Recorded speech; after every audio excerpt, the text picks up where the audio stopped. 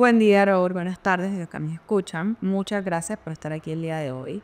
En este pedacito que tenemos en este espacio de tiempo, vamos a hablar un poquitito sobre el reciente documento que ha publicado el CIAT en compañía de la cooperación alemana y el COSEFIN, que es la Guía para Protección y Uso Ético en la Información en el Poder de las Administraciones Tributarias. De ahí queremos tocar algunos temitas relevantes. Y uno de ellos, o el primero de ellos, es la protección de datos y ética versus el derecho de los contribuyentes. Entonces, te quisiéramos preguntar, ¿qué relaciones podríamos encontrar entre estos temas y el impacto que tiene eso en los contribuyentes? Hola Francesca y muchas gracias. Es frecuente que cuando hablamos de administración tributaria encontremos afirmaciones reiterativas sobre que hoy la administración tributaria es básicamente un negocio que trabaja con datos. Esos datos sobre los contribuyentes, sobre sus transacciones, son proporcionados directamente por ellos, de sus declaraciones, en los anexos que envían, en los documentos electrónicos que ellos generan, pero también por terceros y, en muchos casos, obtenidos por otras administraciones tributarias que no pasan a la administración tributaria, nacionales, de exterior, porque las administraciones buscan o pueden buscar por sus propios medios. Por supuesto que esos datos tienen información de los contribuyentes y eso puede afectar a las empresas, como datos de secretos comerciales, por ejemplo, o datos de la privacidad de las personas que naturalmente podrían ser afectados cuando datos sobre su vida, sobre sus costumbres, sobre sus tipos de gastos podrían ser expuestos.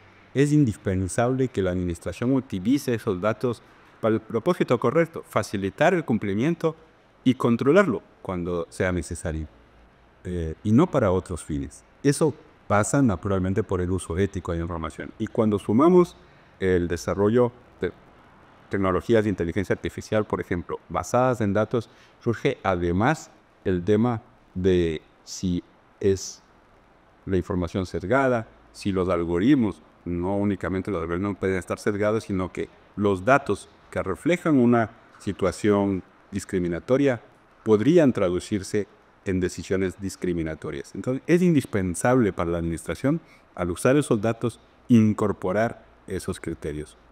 Hacer compatible la ley de seguridad de datos, de protección de datos personales, como se llaman en cada país, las leyes de transparencia gubernamentales a las que estamos cada día más regulados, las leyes de protección del secreto fiscal.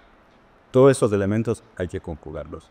Ok, justamente en esa línea, porque hablas de seguridad, hablemos un poquito de cómo eso se interconecta con lo que es la gobernanza de los datos y cómo eso garantiza la seguridad para el contribuyente y la confiabilidad que tienen los datos en la administración.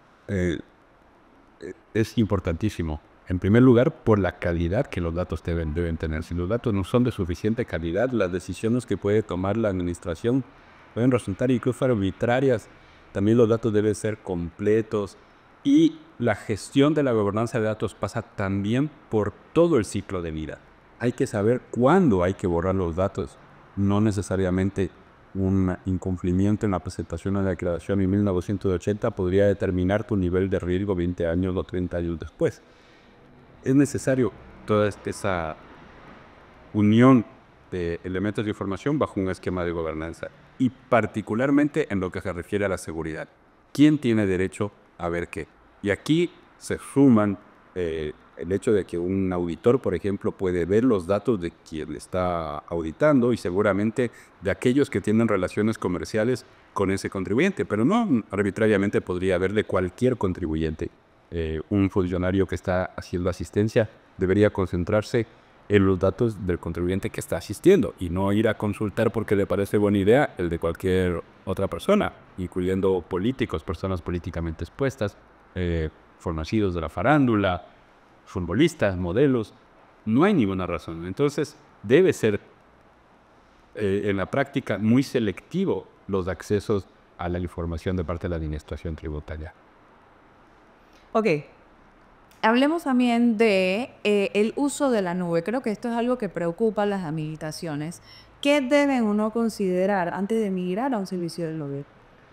Es un excelente punto porque en algunos países podría ni siquiera ser legal, donde puede haber normas que establecen que los datos de la administración tributaria tienen que físicamente estar en un centro de datos de la administración o cuando menos dentro de las fronteras nacionales. En otros es posible que el uso de nube facilite, por ejemplo, los temas de respaldo de información, al ser mucho más fácil asegurar, en vez de tener 2 o 3 centros de datos replicados, el poder utilizar servicios de nube, el poder mejorar o racionalizar las inversiones, al no tener que comprar hoy lo que vas a usar en 3 o 4 años, pagando hoy caro porque vas a utilizar después. Entonces, hay muchísimas ventajas, pero al mismo tiempo vienen los retos. ¿Qué pasa si nos enojamos con el proveedor de nube o no le pagamos o en algún momento tenemos que renovar y hay una nueva licitación y gana otro? ¿Es realmente sencillo hacer esos cambios o tendremos que gestionar correctamente esos contratos? Pasa tal vez de concentrarnos todo en tener los técnicos que trabajan dentro de casa para considerarnos un poco también, además de eso, en los gestores de esos contratos que los gestionen correctamente para beneficio de la administración tributaria y los contribuyentes. Creo que este es un tema que da para un podcast muchísimo más largo, pero con esto les dejamos a ustedes la guía que se encuentra disponible en 2 formatos, en formato PDF y en formato de libro electrónico, y la pueden encontrar en la página web de la Biblioteca Virtual del CIA.